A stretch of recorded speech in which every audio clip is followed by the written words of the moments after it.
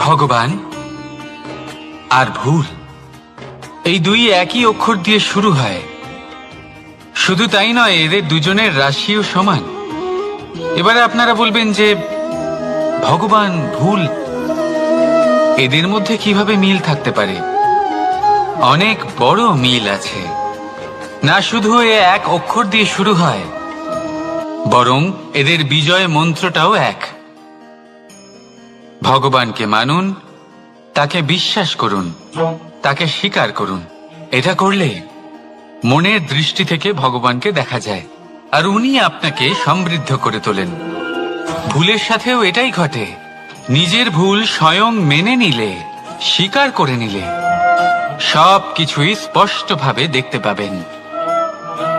যেদিন থেকে আপনি নিজের ভুল মেনে নিতে শিখবেন, সেদিন থেকে সেই ভুল শোধরানোর প্রক্রিয়াও শুরু হয়ে যাবে।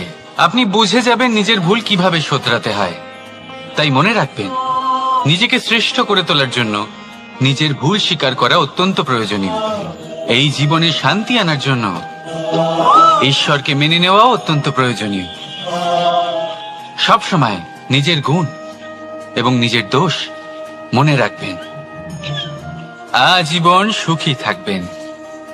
রাধা রাধা।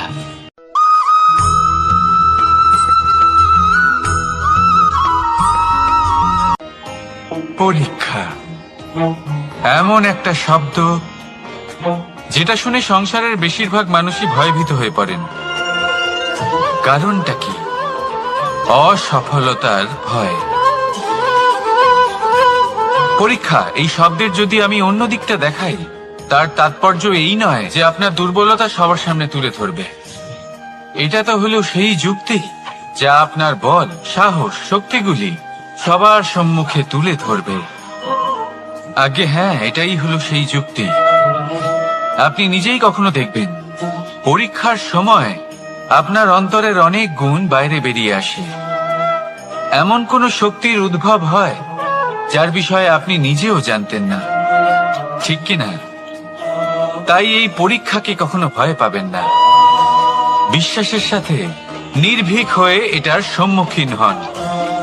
দিনের শেষে এই পরীক্ষা শুধুই আপনাকে উজ্জ্বল করবে, আপনাকে আরো শ্রেষ্ঠ করে তুলবে। তাহলে আসুন আমার সাথে ভালোবেসে বলুন, রাধা রাধা।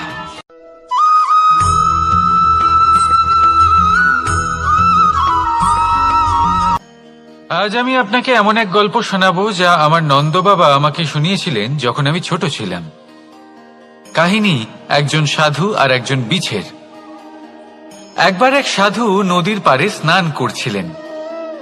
উনি দেখলেন যে জলের প্রবাহে একটা বিছে ভেসে যাচ্ছে। তার প্রাণ বাঁচানোর জন্য উনি তাকে তুলে নদীর পাড়ে রাখার চেষ্টা করলেন, কিন্তু যেই সেই বিছেকে উনি হাতে তুললেন, সেই বিছে ওনাকে কামড়ে দিল। সাধু আবার চেষ্টা করলেন, সেই বিছেকে হাতে নেওয়াতে সে আবার তাকে কামড়ে দিল। আরো একবার চেষ্টা করাতে ওনার শিষ্য ওনাকে জিজ্ঞেস করল, এ আপনি কি করছেন গুরুদেব? এসব কি হচ্ছে? আপনি তারই প্রাণ বাঁচানোর চেষ্টা করছেন যে আপনাকে কামড়ে দিচ্ছে। গুরুদেব উত্তর দিলেন যে ও বিছে হয়েই নিজের কর্ম করছে, নিজের প্রবৃত্তি, নিজের ব্যবহার বদলাচ্ছে না। তাহলে আমি সাধু হয়ে তা কেন বদলাবো? এর তাৎপর্য হলো সরল, যে সংসারে কিছু মানুষ আছেন যারা হয়তো খারাপ, দুষ্ট প্রকৃতির, আর হয়তো তারা কখনোই বদলাবেন না, কখনোই কোনো পরিবর্তন আসবে না। কিন্তু তার মানে এই নয় যে আমরা আমাদের কর্ম করা ছেড়ে দিই, আমরা আমাদের প্রচেষ্টা ছেড়ে দেব। আগে না, আমাদের তো করতেই হবে, কারণ ইতিহাস সাক্ষী আছে যে এই চেষ্টা এই সংসারের ধারাকেও বদলে দিতে পারে। তাহলে আপনিও আসুন আর আমার সাথে ভালোবেসে বলুন, রাধা রাধা।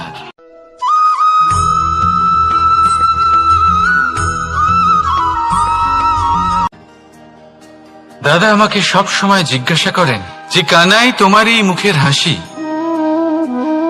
তোমার মুখে সব সময় কেন থাকে, কিভাবে থাকে? সামনে শত্রুপক্ষকে দেখেও ধৈর্য হারাও না, কেউ তোমার নিন্দে করলেও তার সাথে ঝগড়া করো না, কেউ তোমার বিষয় খারাপ ভাবলেও তাকে ঘৃণা করো না। কিভাবে আর কেন করো? আপনার মনেও নিশ্চয়ই এই প্রশ্ন আসে। এবারে বলি, এর উত্তর অত্যন্ত সরল। কখনো দেখেছেন গরু আর তার বাচ্চাকে কিভাবে সে তার মায়ের দুগ্ধ পান করে? সুখে থাকে, কারণ ও জানে যে ওর মা এই দুগ্ধরূপী অমৃত ওকে খাওয়াতেই থাকবে। ও জানে যে এই সময় শুধু ওর জন্য, যাতে ও নিজের মায়ের এই দুগ্ধরূপী প্রসাদ গ্রহণ করতে পারে, আর সেই জন্য ও সুখে থাকে। সেইভাবেই এই জীবন হলো ভালোবাসা। এতই ছোট হলো এই জীবন যে ভালোবাসার জন্য কম পড়ে যায়। ঘৃণা করে কেন সময় নষ্ট করব? আমি এটাই করি, আপনিও এটাই করুন। ভালোবাসুন, সবার মধ্যে ভালোবাসা ছড়ান, আর এই ভালোবাসার সাথেই বলুন রাধা রাধা।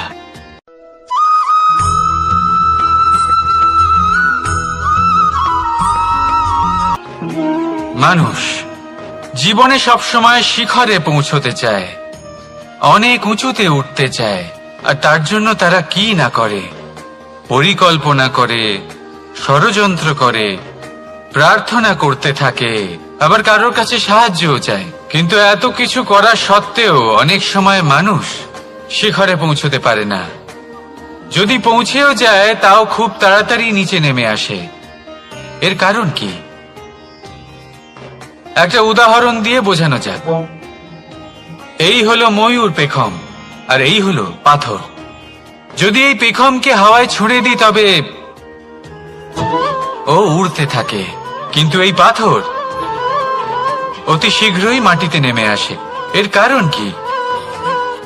ভার। এই পাথর হলো ভারী, আর এই শিক্ষাই আমাদের গ্রহণ করতে হবে। ঠিক এইভাবেই যদি আমাদের মন দ্বন্দ্ব আর অহংকার দ্বারা পরিপূর্ণ হয়ে থাকে, তাহলে তা কখনোই শিখরে পৌঁছবে না। পৌঁছে গেলেও খুব শীঘ্রই মাটিতে নেমে আসবে। তাই এই মনকে হালকা করতে শিখুন, অহংকারকে, এই হিংসাকে ত্যাগ করুন। তারপর উঁচুতে উড়ে তো দেখুন কত উঁচুতে উড়তে পারবেন আপনি। আসুন আমার সাথে ভালোবেসে বলুন রাধা রাধা।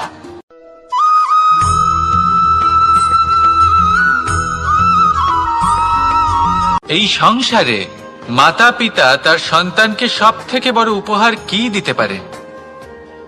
বৈভব,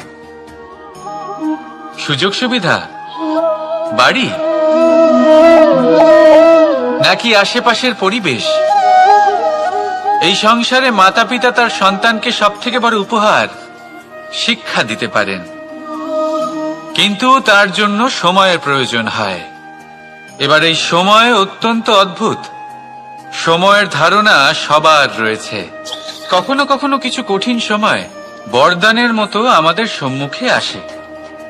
এরকম কোন সমস্যার কথা যদি আমি বলি, যেমন যুদ্ধ, মহামারী, মহা অসুখ, এরকম সময় আমাদের কাছে যথেষ্ট সময় থাকে। এই সময় আমরা চিন্তা করি, ভয়ভীত হই, কে জানে কত সম্পত্তির ক্ষয়ক্ষতি হবে।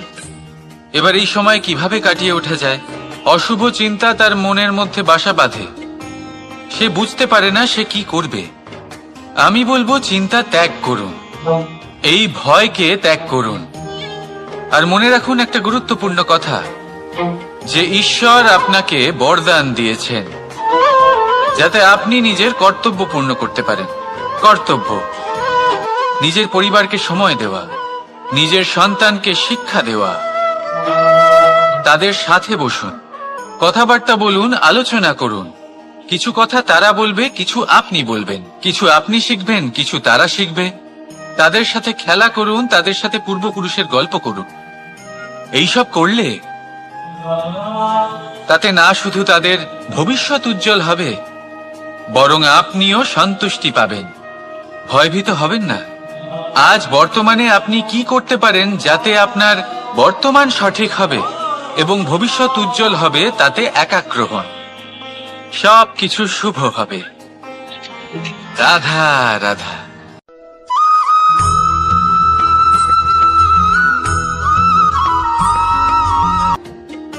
মানুষ এক অত্যন্ত বিচিত্র প্রাণী। পরিকল্পনা করে, ষড়যন্ত্র করে, প্রচেষ্টা করে, কাউকে পরাজিত করার চেষ্টাও করে। সাপকে একটা দড়ি মনে করে হাতে চেপে ধরার চেষ্টা করে, কিন্তু একটা কথা বুঝতেই পারে না, সময়ের এই সাপ এটা হাতে চেপে ধরাই যায় না। আর আপনি যা করবেন তা আবার ফিরে আসবে আপনারই সামনে। দেখুন, এতে কিছুই যায় আসে না যে আপনি কুম্ভকারের পুত্র নাকি কৃষ্ণের পুত্র। যদি আপনি অনুচিত কর্ম করেন তাহলে আপনার সাথেও অনুচিতই হবে। অশুভ কর্ম করলে আপনার সাথেও অশুভই হবে। কুরু বংশ অত্যন্ত মহান বংশ ছিল। এই কুরু বংশ কি হলো তার সাথে?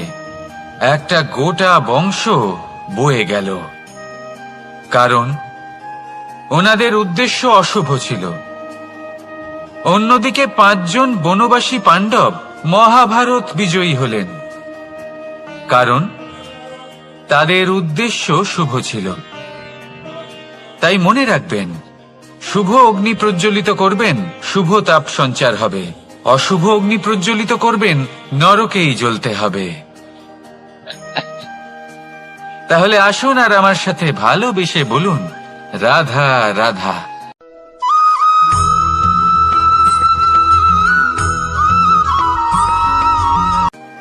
কখনো ভেবে দেখেছেন মানুষকেই এই সংসারে সর্বশ্রেষ্ঠ প্রাণী কেন বলা হয়? অন্য কোনো প্রাণীকে কেন নয়? শুধু কি এই জন্যই আমরা চিন্তা করতে পারি, আমাদের কাছে তীক্ষ্ণ বুদ্ধি রয়েছে, কোনো কিছু আবিষ্কার করতে পারি, সেই কারণেই? তা তো অন্য কোনো প্রাণীর কাছেও থাকতে পারে। এমন কিছু পশুও রয়েছে যাদের কাছে তীক্ষ্ণ বুদ্ধি আছে। তাহলে মানুষ কেন? কারণ মানুষের কাছে এমন কিছু রয়েছে যা অন্য প্রাণীর কাছে নেই। মানবতা। মানবতা যা সর্বপ্রথম এগিয়ে যেতে চাইলেও যদি পথে কেউ ধাক্কা খেয়ে পড়ে যায়, তাকে আগলে রাখতেও জানে। মনে রাখবেন, আপনার সব থেকে বড় পরিচয় আপনার নাম, আপনার সম্পত্তি বা আপনার ধর্ম নয়। আপনার সব থেকে বড় পরিচয় হল আপনার মানবতা। তাহলে সময় এলে পরে নিজের মানবতার পরিচয় দিন। অন্য মানুষকে সাহায্য করুন, অন্য প্রাণীকে সাহায্য করুন। একা একা পথ চলা হলো পশুদের প্রবৃত্তি। মানুষ হলেন তিনি যিনি অন্যের জন্য প্রাণও দিতে পারেন। মানুষ হলেন তিনি যিনি অন্য মানুষের প্রাণ বাঁচান। সেই মানবতাকে জাগিয়ে তুলুন আর এই জীবন বাঁচতে শুরু করুন। আর হ্যাঁ, আমার সাথে ভালোবেসে বলুন, রাধা রাধা।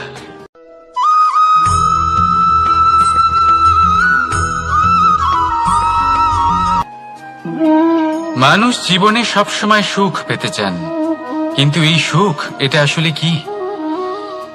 এই সুখের আসল রূপ কি?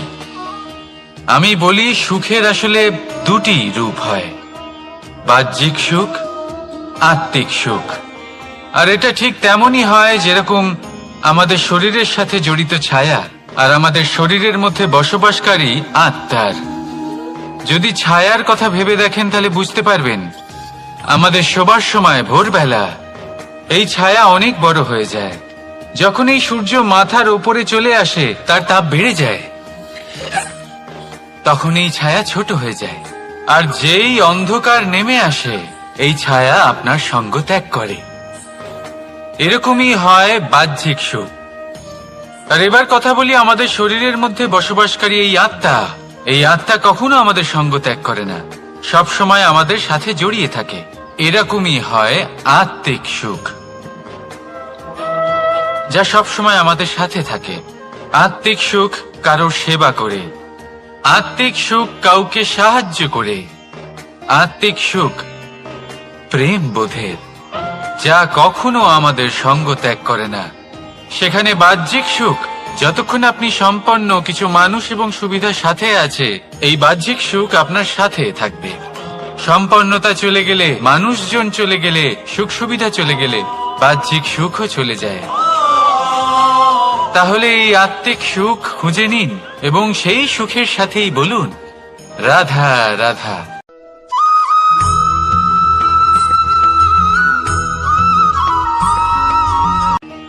আত্মীয় স্বজন কারা হন? তারাই যারা সুখে দুঃখে পাশে থাকেন, তারা যারা বিপদের সময় আপনার পাশে এসে দাঁড়ান।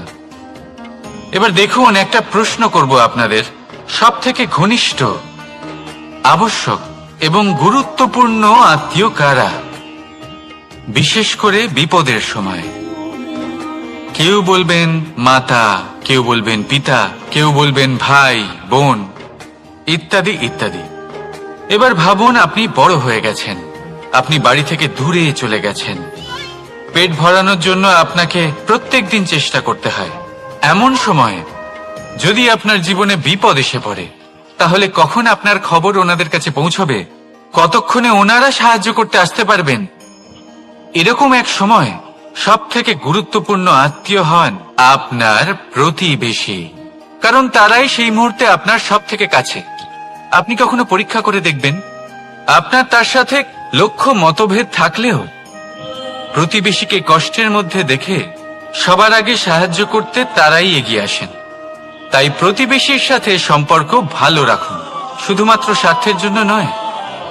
এটা হলো শান্তিরও আধার। যদি এই সম্পর্ক ভালো থাকে, তাহলে না কথায় কথায় বিবাদ হবে, না মতান্তর।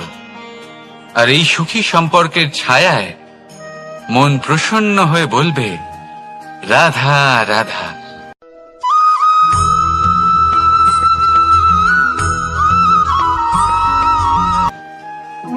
আপনি কখনো কোনো সাধারণ পাখি দেখেছেন? যেমন বাবুই। সে কি করে? সে কোনো গাছের ডালে নিজের বাসা বানায়। এবার সেইখানে বাসা বানানো সহজ ব্যাপার, কারণ সামগ্রী আশেপাশেই পাওয়া যায়। কিন্তু সমস্যা হলো আক্রমণ। কোনো সাপ বা অন্য কোনো পশু ওর বাসাতে ওর সন্তানদের উপর না আক্রমণ করে বসে, এই ভয়ে তার সব সময় থাকে। আর এটা সব থেকে কঠিন ব্যাপার এদের জন্য, নিজের বাসায় নিজের সন্তানদের সুরক্ষা। আর বাজ পাখি, যদি আমরা বাজের কথা বলি, তাহলে তারা কি করে? বাজ পাখি কোনো উঁচু পাহাড়ের শিখরে, কোনো পাথরের খাঁজে নিজের বাসা তৈরি করে। এবার ওখানে বাসা বানানো একেবারেই সহজ ব্যাপার নয়, কারণ সামগ্রী আশেপাশে পাওয়া যায় না, দূর থেকে নিয়ে আসতে হয়। কিন্তু সেইখানে আক্রমণের ভয়ও কখনোই থাকে না। এইভাবে উচিত রূপে ও নিজের বাসা রক্ষা করতে পারে, নিজের সন্তানদের রক্ষা করতে পারে। এর সারমর্ম হলো এটাই, যদি সমস্যা বড় হয়, তাহলে সমাধানও উচ্চমানের হওয়া উচিত। একটা বাজ পাখির মতো ভাবা আরম্ভ করে দিন। জীবনে যে কোনো সমস্যা ছোট মনে হবে। রাধা রাধা।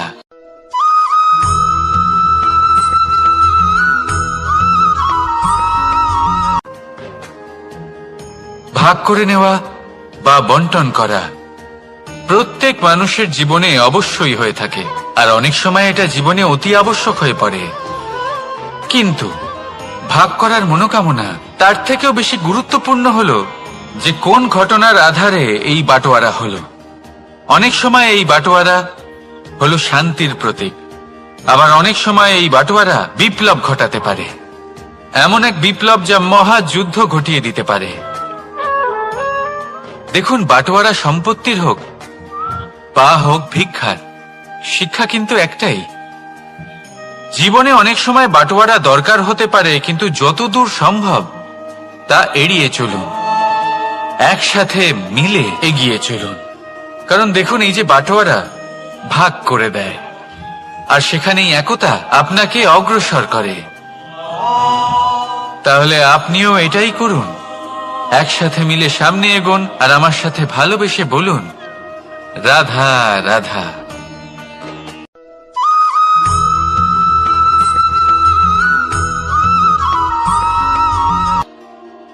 জীবনে এমন কিছু কাজ রয়েছে যা আপনাকে একাই করতে হয়, আর এমন কিছু কাজ রয়েছে যা আপনাকে একসাথে মিলে করতে হয়, একজোট হয়ে, সঙ্গবদ্ধ হয়ে। এবার সঙ্গবদ্ধ বলতে কি বোঝাতে চাইছি? আমি তাদের কথা বলছি না যারা বাস্তবিকভাবে একে অপরের সাথে কাজ করেন, আমি তাদের কথা বলছি যারা একে অপরের থেকে দূরে থেকেও একে অপরকে বিশ্বাস করেন। আমি আগেও বলেছিলাম, সমস্ত বিশ্বের আশা বিশ্বাসেই বসবাস করে, তাই না? তাই যেখানে সমস্ত বিশ্ব আছে, সমস্ত সংসার আছে, সেইখানেই বিশ্বাস রয়েছে। তাই আপনার আশেপাশে এমন দল সঙ্গবদ্ধ করুন যাদের আপনার উপর বিশ্বাস আছে আর যাদেরকে আপনি বিশ্বাস করতে পারেন। তাহলে আসুন আর আমার সাথে ভালোবেসে বলুন, রাধা রাধা।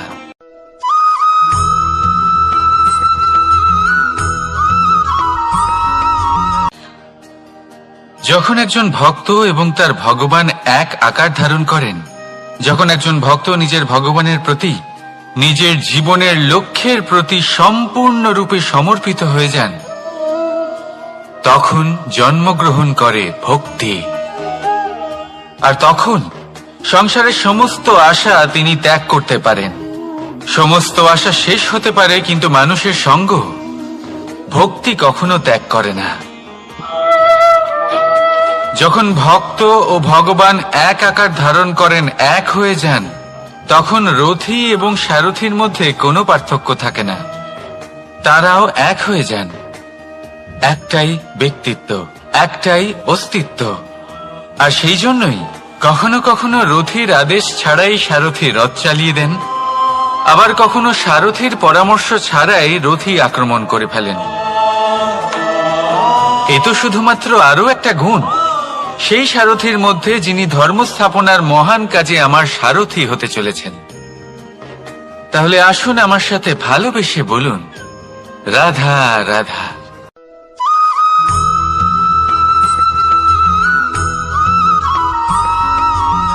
আমরা যে মানুষকে চাই, যাকে আমরা ভালোবাসি, তাকে একটা উপহার অবশ্যই দিতে চাই। এমন এক উপহার যা ওনার ভালো লাগবে, যা শ্রেষ্ঠ হবে, অতি প্রিয় হবে, বহুমূল্য হবে, বা বলতে পারেন মূল্যবান হবে। তাই আমরা কি করি? আমরা বাজারে যাই, তার জন্য স্বর্ণ, আভূষণ, হিরে, মুক্তো এইসব নিয়ে আসি।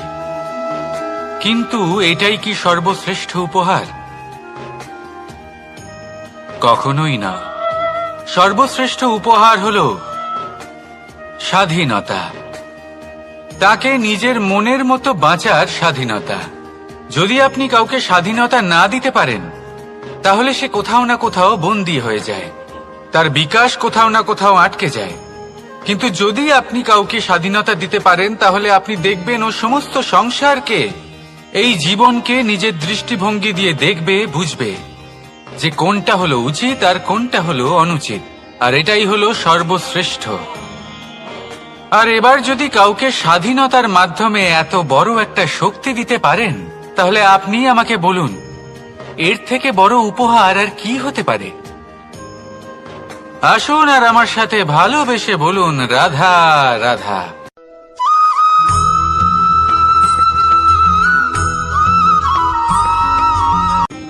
কর্ম, ধর্ম, জ্ঞান, এই 3 স্তরে অনেক মানুষ পৌঁছতে পারেন। অনেকে এই পরীক্ষা দিয়ে তাতে উত্তীর্ণ হয়ে যেতে পারেন, কিন্তু শিখরে পৌঁছে শাসন তিনিই করতে পারেন যার কাছে এই চতুর্থ গুণটিও থাকে, সমর্পণ। অত্যন্ত গুরুত্বপূর্ণ একটা গুণ এটা। এই সমর্পণ আসলে অত্যন্ত গুরুত্বপূর্ণ। পূর্ণ সমর্পণ দরকার নিজের লক্ষ্যের প্রতি, সমর্পণ নিজের কর্তব্যের প্রতি, সমর্পণ নিজের আত্মার থেকে নির্গত স্বরের প্রতি, সমর্পণ নিজের রথীর প্রতি, অর্থাৎ আমার প্রতি। এবার এই পরীক্ষায় অত্যন্ত কঠিন এক বাঁক আসতে চলেছে, যেখানে সারথীকে সমর্পণের নিরিখে পরীক্ষা করা হবে। আর তাতে উত্তীর্ণ হওয়ার পরেই তার হাতে ধর্ম স্থাপনের রথের রাশ তুলে দেওয়া হবে। দেখা যাক কি হয়। ততক্ষণ আপনি প্রসন্ন থাকুন আর আমার সাথে ভালোবেসে বলুন, রাধা রাধা।